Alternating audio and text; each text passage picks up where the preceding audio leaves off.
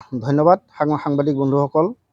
আজিৰ এই প্ৰেছ মিটৰ মূল উদ্দেশ্যটো হৈছে আমাৰ যোৱাকালি আঠিয়াবাৰীত এটা কাজিয়াৰ সৃষ্টি এটা হৈছিলে। তাত তেখেতসকলে UPPL দলৰ ফালৰ পৰা BPF দলৰ সদস্যই UPPL দলৰ সদস্যক মাৰপিট কৰা বুলি তেখেতসকলে এটা উত্থাপন কৰিছিলে। গতিকে এই কথাটো আচলতে একদম মিছা কথা, আৰু এই মিছা কথাটো তেখেতসকলে প্ৰচাৰ কৰি আমাৰ BPF দলক যে হেয় প্ৰতিপন্ন কৰিব খুজিছে ৰাইজৰ মাজত, এইটোৱে তেখেতসকলে চেষ্টা কৰি আছে। এই গতিকে তেখেতসকলক মই আজিৰ এই প্ৰেছ মিটৰ জৰিয়তে ধিক্কাৰ দিছোঁ যে তেখেতসকলে যাতে এনেকুৱা ধৰণৰ মিছা কথাবোৰ প্ৰচাৰ কৰি ৰাইজক বিপথে পৰিচালিত নকৰে। তাৰ কাৰণে মই তেখেতসকলক আমাৰ BPF দলৰ তৰফৰ পৰা সকীয়াই দিছোঁ। এতিয়া চাওক, যোৱাকালি আমাৰ ওদালবাৰীত এখন UPPL দলৰ ৰাজহুৱা সভা অনুষ্ঠিত হৈছিল, আৰু এই ৰাজহুৱা সভাত তেখেতসকলে ঘোষণা কৰিছিল যে BPF দলৰ 3000 সদস্যই UPPL দলত যোগদান কৰিব। এনেকুৱা ধৰণৰ এটা কথা তেখেতসকলে অপপ্ৰচাৰ এটা চলাইছিলে। আচলতে আমি যিটো দেখিছোঁ, তেখেতসকলৰ সভাখনত কালি 3000 মানুহ জমাই হোৱা নাই। গতিকে তেনেস্থলত তেখেতসকলে কেনেধৰণে BPFৰ পৰা 3000 মানুহ আনি UPPLত যোগদান কৰালে, এইটো এটা বৰ আশ্চৰ্যজনক বিষয় হৈছে। এইটো তেখেতসকলে ৰাইজক একদম আভুৱা ভাড়াৰ কাৰণে এটা অপচেষ্টা চলাই তেখেতসকলে BPF দলৰ পৰা জইন হোৱা বুলি এইটো প্ৰচাৰ কৰিছে। আনহাতে তেখেতসকলে চাব, মই পুৰণা কথা এটা মই অনুকিয়াই দিব খুজিছোঁ আজি ইয়াৰ জৰিয়তে, যে তেখেতসকলে এই মিটিংখনত যিখিনি মানুহ আনিছে, এই মানুহখিনিক তেখেতসকলে আগত যি PMAYৰ ঘৰৰ কাৰণে যিবিলাক ID আমাৰ BPF দলৰ ফালৰ পৰাই চেংচাছ কৰি পঠোৱা হৈছিলে 2011 চনত, সেই বস্তুটো এতিয়া বৰ্তমান আহিছে। এই ID বিলাক তেখেতসকলে এটা ৰাজনৈতিক সমীকৰণ লগাই কি কৰিছে, যে যিবিলাক মানুহৰ PMAY ID আছে, তেখেতসকল যদি মিটিঙত অনুপস্থিত থাকে তেতিয়াহ'লে তেখেতসকলৰ ID বিলাক কাটা যাব। এনেধৰণৰ এটা ভুৱা প্ৰচাৰ চলাই কালিৰ মিটিংখনত তেখেতসকলে মানুহ জমা কৰিছে। আৰু আনফালে যিটো এই অৰুণোদয় আঁচনি ইতিমধ্যে ধৰক, অৰুণোদয় আঁচনিটো আপোনালোকেও জানে। অৰুণোদয় আঁচনি আমাৰ BTCত যেতিয়া BPF চৰকাৰ চলি আছিল তেতিয়া আৰম্ভ হোৱা এটা আঁচনি, আৰু সেই আঁচনিত আমি যথেষ্ট সংখ্যক এপ্লিকেণ্টে এপ্লাই কৰি থৈছিলে। কিন্তু দুৰ্ভাগ্যবশতঃ যেতিয়া তেখেতসকলৰ চৰকাৰ আহিল, এই UPPL দলৰ চৰকাৰ আহিল, তেতিয়াৰ পৰাই কি কৰিছে তেখেতসকলে BPF দলৰ যিবিলাক আমাৰ কৰ্মীয়ে এই অৰুণোদয় আঁচনিৰ কাৰণে দুখীয়া মহিলাসকলে আবেদন কৰিছিলে, এই আবেদনবিলাক তেখেতসকলে নাকচ কৰিছে। তেখেতসকলে সেই আবেদনবিলাক নি নৰ্দমাত পেলাই দিছে। এনেকুৱা ধৰণৰ কাম কৰি বহুত দুখীয়া মহিলাক তেখেতসকলে এই পাব লগা অৰুণোদয় আঁচনিৰ পৰা বঞ্চিত কৰিছে। গতিকে এইটো এটা মই তেখেতসকলক এটা ডিমেৰিটছ মই তেখেতসকলক দেখুৱাই দিছোঁ। তেখেতসকলে আচলতে এইটো যিহেতু চৰকাৰী আঁচনি, ইয়াত কোনো ধৰণৰ চেলফিছ কৰি কোনো ধৰণৰ স্বাৰ্থ ৰাখি কাম নকৰাকৈ তেখেতসকলে আচলতে দুখীয়া মহিলাবিলাকক উপকৃত কৰাৰ ব্যৱস্থা কৰিব লাগিছিল। কিন্তু তেখেতসকলে একমাত্ৰ BPF দলৰ কৰ্মী হোৱাৰ কাৰণেয়ে তেখেতসকলে বহুত দুখীয়া মহিলাক এই অৰুণোদয় আঁচনিৰ পৰা বঞ্চিত কৰি থৈছে। গতিকে এইটো চৰকাৰীভাৱে যাতে অলপ তদন্ত কৰি এই দুখীয়া মহিলাবিলাকে যাতে অৰুণোদয় আঁচনিবিলাক যথোপযুক্তভাৱে পাব পাৰে, ইয়াৰ ব্যৱস্থা কৰাৰ কাৰণে মই চৰকাৰক আহ্বান জনাইছোঁ আজিৰ এই প্ৰেছ মিটৰ জৰিয়তে। আৰু আনফালেদি আৰু এটা কথা আপোনালোকে চাব, যে তেখেতসকলে নিৰ্বাচনৰ আগত এটা কথা প্ৰচাৰ কৰিছিলে যে প্ৰতিটো চেল্ফ হেল্প গ্ৰুপক ৭৫,০০০কৈ টকা তেখেতসকলে অনুদান হিচাপে দিম বুলি এটা প্ৰচাৰ কৰিছিলে। কিন্তু ৭৫,০০০ টকা দিয়াটোতো দূৰৰ কথাই, আমি আজিলৈকে কোনো এটা চেল্ফ হেল্প গ্ৰুপে ৭৫,০০০ টকাটো পোৱা আমি দেখা নাই আৰু শুনাও নাই। তাৰোপৰি এতিয়া আকৌ তেখেতসকলে নতুনকৈ ৰাইজক বিচলিত কৰাৰ কাৰণে এই চেল্ফ হেল্প গ্ৰুপৰ সাধাৰণ মহিলাবিলাকক বিচলিত কৰাৰ কাৰণে প্ৰলোভন দিছে কি 20 লাখকৈ টকা তেখেতসকলে একোটা চেল্ফ হেল্প গ্ৰুপক দিম বুলি তেখেতসকলে প্ৰকাশ কৰিছে।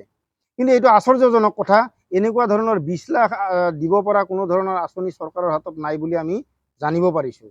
আৰু যিহেতু আঁচনিয়ে নাই, এই আঁচনি নোহোৱা অৱস্থাত তেখেতে কেনেধৰণে 20 লাখ তেখেতসকলে চেল্ফ হেল্প গ্ৰুপবিলাকক দিব? এইটো এটা একদম গোকাত মিছা কথা কৈ ৰাইজক বিপথে পৰিচালিত কৰাৰ চেষ্টা কৰিছে তেখেতসকলে। গতিকে এইটো এটা গুৰুত্বপূৰ্ণ কথা মই আজি আপোনালোকৰ জৰিয়তে মই প্ৰকাশ কৰিলোঁ। আনফালেদি আৰু এটা কথা মই ক'ব খুজিছোঁ, তেখেতসকলে যোৱাকালিৰ মিটিঙতে এইটো ভাষণৰ মাজতে তেখেতসকলে প্ৰকাশ কৰিছে যে LP স্কুলৰ পৰা একেবাৰে ইউনিভাৰ্চিটি লেভেললৈকে যিবিলাক ষ্টুডেণ্ট আছে, এই ষ্টুডেণ্টবিলাকক তেখেতসকলে 5,000কৈ টকা দিম বুলি ঘোষণা কৰিছে। আপোনালোকে ভাবক, একোজন ষ্টুডেণ্টক 5,000কৈ, ইমান LP স্কুলৰ পৰা ইউনিভাৰ্চিটি লেভেললৈকে কিমান লাখ লাখ মানে ষ্টুডেণ্ট আছে, তেখেতসকলক 5,000কৈ দিব পৰাটো সম্ভৱ নেকি? এইটোতো কোনো চৰকাৰী আঁচনি তেনেকুৱা ধৰণৰ নাই। তেখেতে নেকি নিজৰ পকেটৰ পৰা দিব নেকি? আৰু যদি পকেটৰ পৰা দিয়ে তেতিয়াহ'লে ইমান টকাৰ গৰাকী তেখেতে কেনেকৈ হ'ল? তেখেতে EM হোৱা আজি 3 বছৰহে হ'ল। আনফালেদি তেখেতসকলে যেতিয়া চৰকাৰ অহা নাছিল, নিৰ্বাচনৰ সময়ত তেখেতলোকে নিৰ্বাচনী ইস্তাহাৰৰ জৰিয়তে বা ভাষণৰ জৰিয়তে হ'লেও প্ৰকাশ কৰিছিলে যে 1 ভোট 1 জব, প্ৰতি ঘৰে ঘৰে একোটাকৈ চাকৰি দিয়াৰ তেখেতসকলে আশ্বাস প্ৰদান কৰিছিলে। কিন্তু আজি 3 বছৰ পাৰ হ'ল, আমিতো কোনো তেনেকুৱা ধৰণৰ এজন ব্যক্তিকো এখন দুখীয়া ঘৰতো এটা চাকৰি দিয়া আমি এতিয়ালৈকে দেখা পোৱা নাই। গতিকে এইবিলাক মিছা কথা কৈ তেখেতসকলে মানে ৰাইজক আভুৱা ভাৰি চৰকাৰ চলাই আছে। আগন্তুক সময়ত ৰাইজ যাতে সজাগ হয়, তেখেতসকলৰ এই আভুৱা ভৰা কথাবিলাকত যাতে ভুল নাযায়, তাৰ প্ৰতি মই আপোনালোকৰ এই প্ৰেছ মিটৰ জৰিয়তে মই সমূহ ৰাইজলৈ এইটো আহ্বান জনাইছোঁ। তেখেতসকলেতো বোকাত মিছা কথা কোৱা এটা দল, এইটো ৰাইজে মোটামুটি এতিয়া প্ৰায় উপলব্ধি কৰিছে। প্ৰথম অৱস্থাত ইলেকশ্যনৰ আগমুহূৰ্তত হয়তো তেখেতসকলে এটা বিৰাট ডাঙৰ ঘোষণা কৰিছিলে, তাৰমানে কি যে পৰিৱৰ্তনৰ চৰকাৰ, আৰু ৰাইজেও হয়তো মানে বিশেষ কিবা পৰিৱৰ্তন হ'ব বুলি আশা কৰি তেখেতসকলক চৰকাৰত আনিলে। গতিকে এই মিছা কথাবিলাক কৈয়ে তেখেতসকলে চৰকাৰ কৰিছে। আৰু এতিয়াও ঠিক BPFক গালি দিয়াৰ বাহিৰে UPPL দলৰ আৰু অন্য কাম একো আমি দেখা পোৱা নাই। তেখেতসকলে কেৱল BPFক কেনেধৰণে তাৰমানে গালি দিব পাৰে, কেনেধৰণে নেগলেজেঞ্চি আনিব পাৰে, কেনেধৰণে ৰাইজৰ মাজত BPFক হেয় প্ৰতিপন্ন কৰিব পাৰে, এই চেষ্টাটোতে তেখেতসকলে জড়িত হৈ আছে। এইটো কোনো ধৰণৰ মানে গুৰুত্বপূৰ্ণ আচলতে কথা নহয় যে BPF দলে যদি হত্যাকাৰী বা মানুহ মাৰাৰ দল যদি হ'লহেঁতেন, তেতিয়াহ'লে BTCৰ চৰকাৰে, BTCৰ ৰাইজে কেতিয়াও BPF দলক 3টাকৈ টাৰ্ম 17 বছৰ কাল ৰাজত্ব কৰাৰ সুবিধা নিশ্চয় নিদিলেহেঁতেন। এইটো ৰাইজে জানে। এইটো তেখেতসকলে মানে গোকাত মিছা কথা কৈছে। এইটো মানে যদি তাৰমানে তেখেতসকলে যদি আচলতে BPF দলৰ কোনোবা এনেকুৱা যদি হত্যাকাৰী যদি দেখা পাইছে, তেখেতসকলে প্ৰমাণ সহকাৰে প্ৰশাসনৰ ওচৰত দাবী জনাওক, আৰু প্ৰশাসনে আইনগতভাৱে ইয়াৰ মানে সুতদন্ত কৰি মানে বিহিত ব্যৱস্থা গ্ৰহণ কৰক। এইটো আমাৰ BPF দলৰ ফালৰ পৰা আমি অনুৰোধ জনাইছোঁ। ৰাকেশ ব্ৰহ্মৰ ওপৰত আমাৰ দলৰ ফালৰ পৰা FIR দিয়া হৈ গৈছে।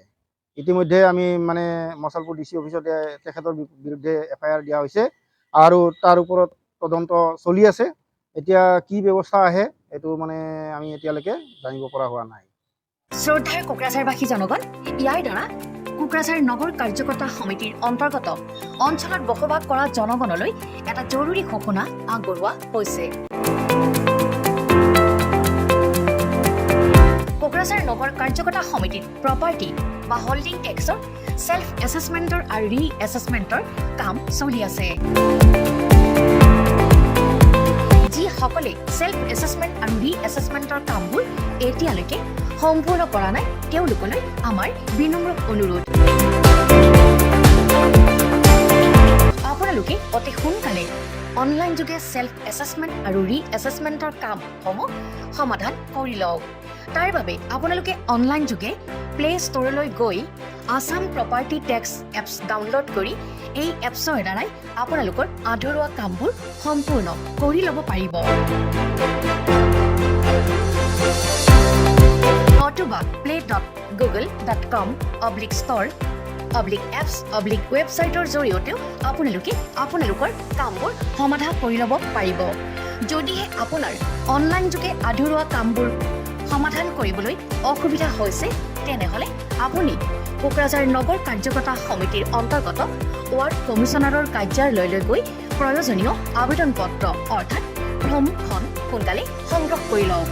বিতংকৈ জানিবলৈ কোকৰাঝাৰ নগৰ কাৰ্যকৰ্তা সমিতিত গৈ যোগাযোগ কৰিবও পাৰিব।